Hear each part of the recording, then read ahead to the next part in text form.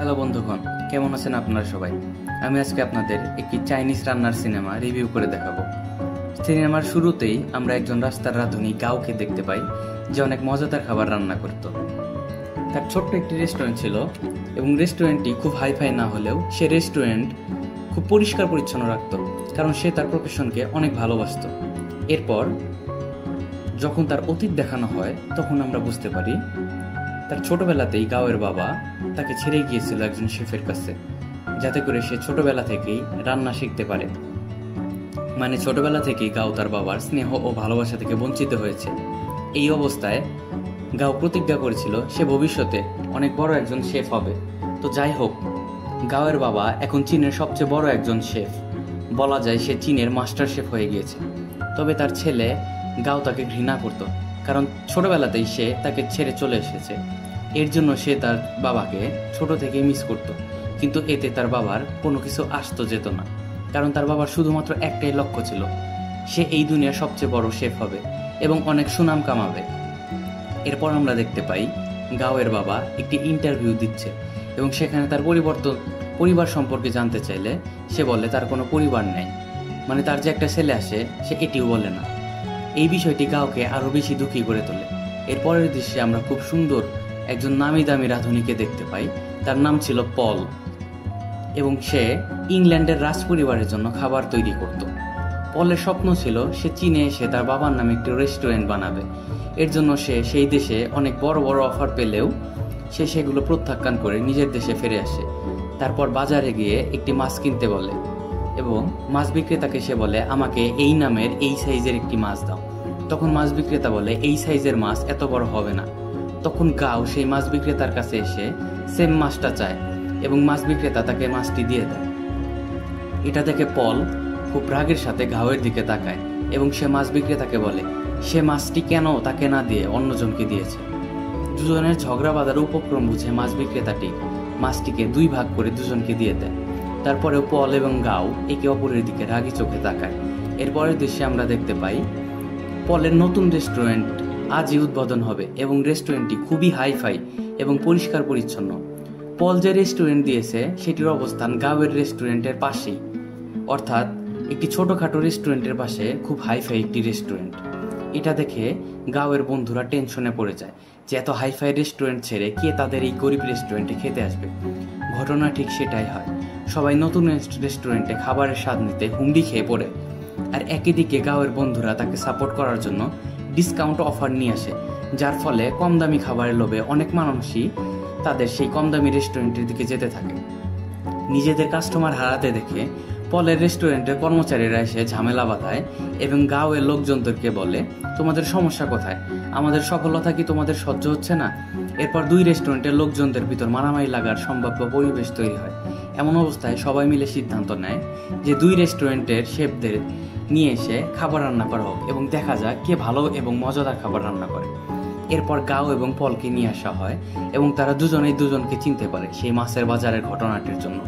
এরপর তারা একটি বড় মাছ নিয়ে আসে এবং সেই মাছটি দুজনকে কাটতে দেওয়া হবে।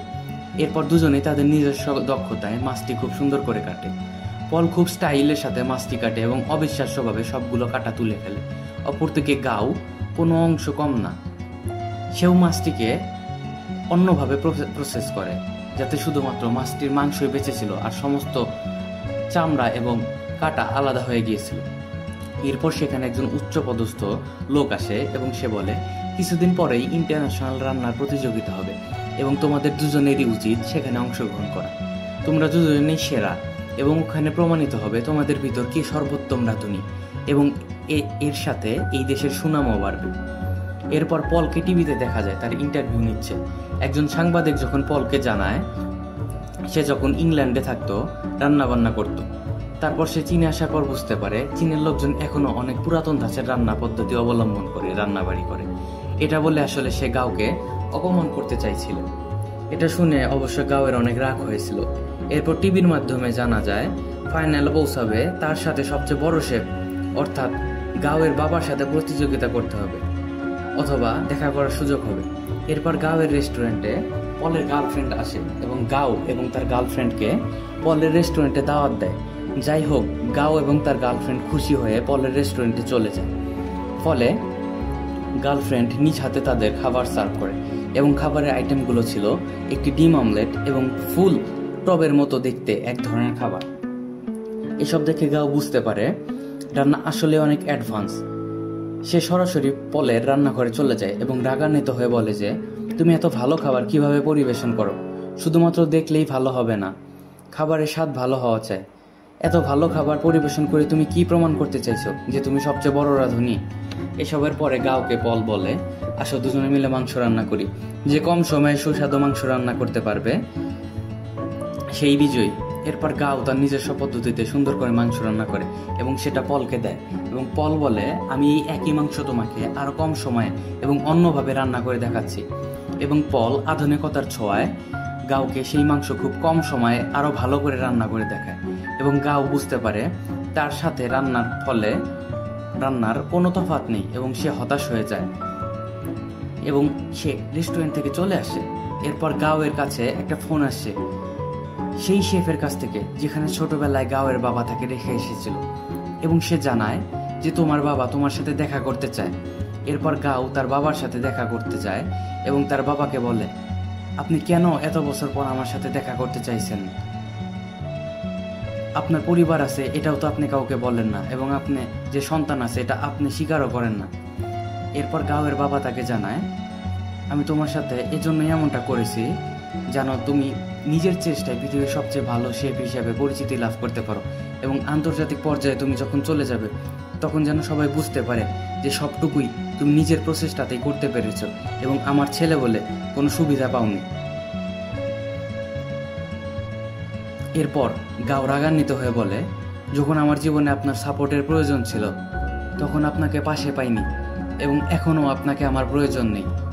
আমার যেটা করার আমি সেটা করব। আমি প্রমাণ করে দেখিয়ে দেব আমি অনেক ভালো রান্না করি।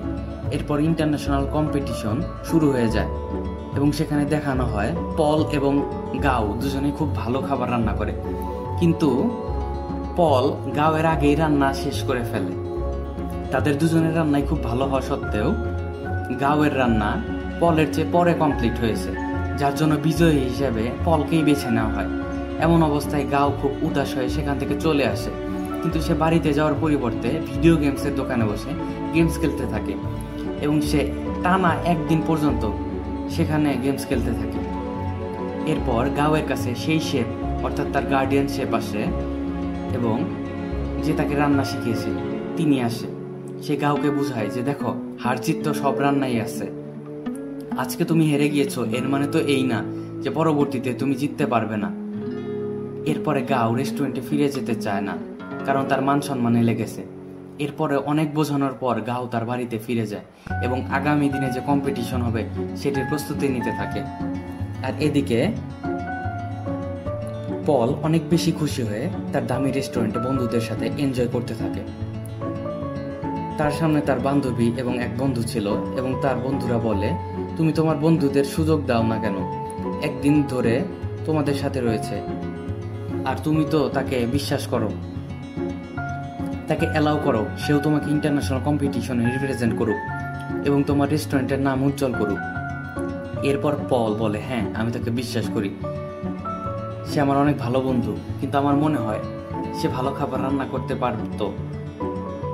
তো কি সে আমার রেস্টুরেন্টকে ইন্টারন্যাশনালি রিপ্রেজেন্ট করবে? তখন আমরা বুঝতে পারি যে ভিতরে ভিতরে মনে হয় নিশ্চয়ই কোনো সমস্যা হয়েছে, কারণ তাদের কথাবার্তা যেন কেমন লাগছে। এরপর পলের গার্লফ্রেন্ড খাবার নিয়ে আসে এবং দুইটা সুপের বাটি তাকে সামনে রেখে বলে, খাবার টেস্ট না করে বলতে হবে কোনটাতে লবণ বেশি হয়েছে। তখন পলের মনে হয় তার বান্ধবী হয়তো তার বন্ধুদের সাথে মিলে তাকে চিট করেছে, অর্থাৎ তার রেসিপি চুরি করেছে। মানে প্রেম ভালোবাসার নামে পলের সাথে থেকে পলের সকল রেসিপি চুরি করেছে তার গার্লফ্রেন্ড। তার গার্লফ্রেন্ড বলে, তুমি কি ভেবেছো আমি কি সত্যিই তোমাকে ভালোবাসি? আজকাল এত রিয়াল ভালোবাসা পাওয়া যায় না। এবং তাকে এটা জানায়, আমি তো তোমার সাথে বন্ধুত্ব এজন্য করেছিলাম যেন তোমার সব রেসিপিগুলো জেনে আমি আন্তর্জাতিক প্রতিযোগিতায় অংশগ্রহণ করতে পারি। এটা ছাড়া আমার জন্য যাওয়া সম্ভব ছিল না। এরপর মেয়েটি বলে, এতদিন পর্যন্ত আমি তোমার অনেক খেয়াল রেখেছি, কিন্তু তুমি আমার একটুও খেয়াল রাখোনি। এরপর মেয়েটি বলে, আমার কাছে এখন রেসিপি আছে, আমি চুপ থাকবো না, আমি ইন্টারন্যাশনাল কম্পিটিশনে পার্টিসিপেট করব। এরপর সবকিছু স্পষ্ট হয়ে যায় যে পলের বন্ধুরা মিলেই তাকে চিট করেছে।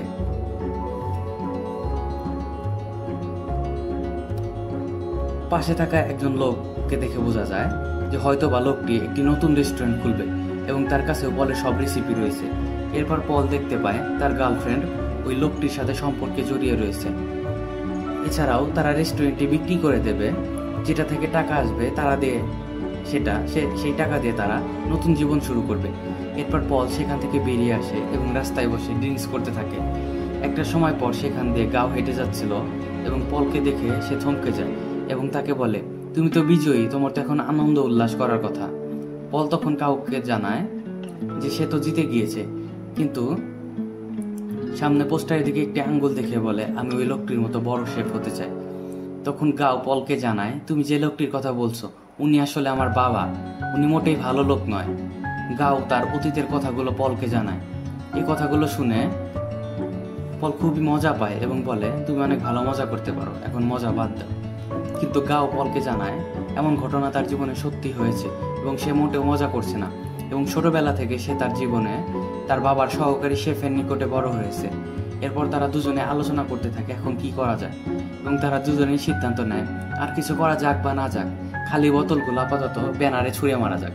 এরপর তারা দুজনে মিলে উঠে খালি বোতলগুলো ব্যানারে ছুঁড়ে মারতে শুরু করে। এভাবে তাদের ভিতরে খুব ভালো বন্ধুত্ব তৈরি হয়। এরপর পল গাওকে নিয়ে তার রেস্টুরেন্টে যায় এবং দেখে তার বন্ধু রেস্টুরেন্ট বিক্রি করে দিচ্ছে, এবং পল তাকে বলে, তুমি আমার অনুমতি না নিয়ে এটা কিভাবে করতে পারো। এই কথাগুলো শুনে পল তাকে বলে, তুমি আমার অনুমতি না নিয়ে কিভাবে এই রেস্টুরেন্টে বিক্রি করতে পারো। কিন্তু পলের বন্ধু প্রসঙ্গ ঘুরিয়ে বলে, ইন্টারন্যাশনাল কম্পিটিশনে এবার তুমি দ্বিতীয় রাউন্ডে কাকে নিয়ে যাবে, তুমি কি তোমার বান্ধবীকে নিয়ে যেতে চাও। পল তখন জানায় যে আমার মাথা এখনো এতটা পাগল হয়ে যায়নি, আমি সিদ্ধান্ত নিয়েছি আমি কাকে নিয়ে যাব, আর সে সত্যিই এটার যোগ্য। এরপর তার বন্ধুদের ভিতর থেকে জেলাসি বোঝা যায় এবং তাদের বন্ধুদের একজন বলে, তুমি যদি তাকে নিয়ে যাও তাহলে তোমার ক্যারিয়ার উড়ে যাওয়ার সম্ভাবনা রয়েছে। এই কথা শোনার পর পল রেগে গিয়ে একজনের মাথা দিয়ে আঘাত করে এবং সে পড়ে যায়। এরপর সবাই মিলে তাদেরকে রেস্টুরেন্ট থেকে বের করে দেয়। সবাই চলে যাওয়ার পর সেখানে গাওয়ের সেই মাস্টার শেফ অর্থাৎ গাওয়ের সেই গার্ডিয়ান শেফ চলে আসে, যার কাছে গাও বড় হয়েছে, এবং সে বলে,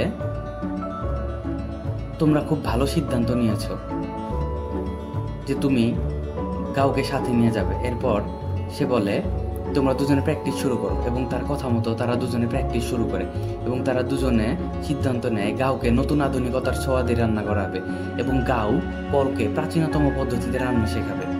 মানে তারা দুজনে কাজ করবে একসাথে। এরপর আমরা দেখতে পাই তারা দুজনে অনেক মজা করে রান্নাবাড়ি করছে, নাচ গান করছে এবং খুব এনজয় করে কাজ চালিয়ে যাচ্ছে, এবং এভাবে তাদের বন্ধুত্ব অনেক হাই লেভেলে চলে যায়। এর কিছুদিন পরেই সেই ইন্টারন্যাশনাল কুকিং কম্পিটিশন শুরু হয়ে যায় এবং তাদের রান্না করা মিষ্টি খেয়ে জাজরা এতটাই সন্তুষ্ট হয়ে যায় কি আর বলবো। এরপরেই তো থার্ড রাউন্ড ছিল, মানে ফাইনাল রাউন্ড, যেটা গাওয়ের বাবার সাথে হয়।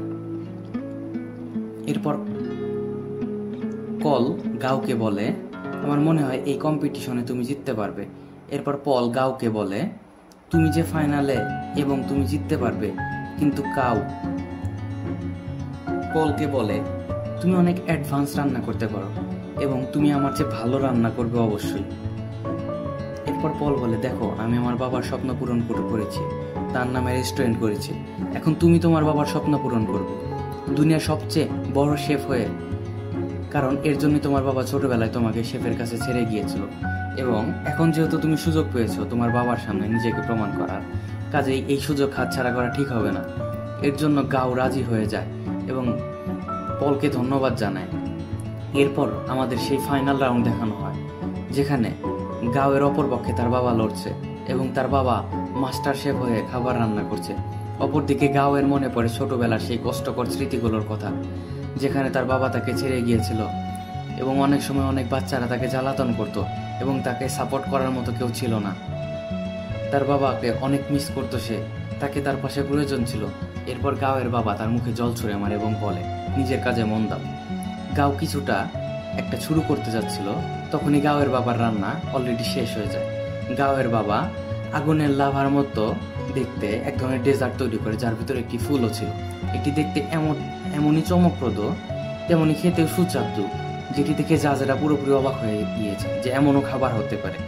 এরপর গাও শুধুমাত্র নুডলস বানিয়ে সেটি তার বাবার সামনে তুলে ধরে এবং তার বাবা খুবই রেগে যায় এবং বলে এমন পরিস্থিতিতে গাও এটা কেন করলো। কিন্তু গাওয়ের বাবা নুডলসটি এতই পছন্দ করে যে সে এক মুহূর্ত বাদ দেয় না নুডলস খাওয়ার থেকে নিজেকে বিরত রাখতে। এরপর সম্পূর্ণ নুডলসটি সে খেয়ে ফেলতে শুরু করে। গাও নুডলসটি এই কারণে বানিয়েছিল কারণ ছোটবেলায় গাও নুডলস বানানো পারতো না, যার জন্য গাওয়ের বাবা অনেক ক্ষিপ্ত হয়েছিল। এরপর গাওয়ের বাবা গাওকে বলে, সাব্বাস, তুমি প্রমাণ করে দিয়েছো তুমি আসলে অনেক ভালো রান্না করতে পারো নুডলস। এর মাধ্যমে আমরা এটাই বুঝতে পারি যে আকর্ষিত খাবার হওয়ার চেয়ে খেতে সুস্বাদু ট্রেডিশনাল খাবারগুলোই আসলে ভালো, যার জন্য গাওয়ের বাবা তার ফ্যান হয়ে গিয়েছে নুডলসের। এরপর আমরা দেখতে পাই গাও এবং পল মিলে একটি রেস্টুরেন্ট বানিয়েছে, কিন্তু এবার কোনো হাইফাই রেস্টুরেন্ট না, তারা খুবই সাদাসিধে এবং খোলামেলা একটি রেস্টুরেন্ট বানিয়েছে এবং এখানে অনেক কম দামে অনেক মজাদার খাবার পাওয়া যায় এবং খাবারগুলোর দাম কম হওয়ায় সবসময় বেশি ভিড় লেগে থাকে এখানে। তো কেমন হলো বন্ধুরা আজকের গল্পটি? আশা করি সবার খুব ভালো লেগেছে এবং সবাই কমেন্ট করে জানাবেন আমার গল্পটি কেমন হয়েছে। আর সবাই খুব বেশি বেশি করে ভালো থাকবেন।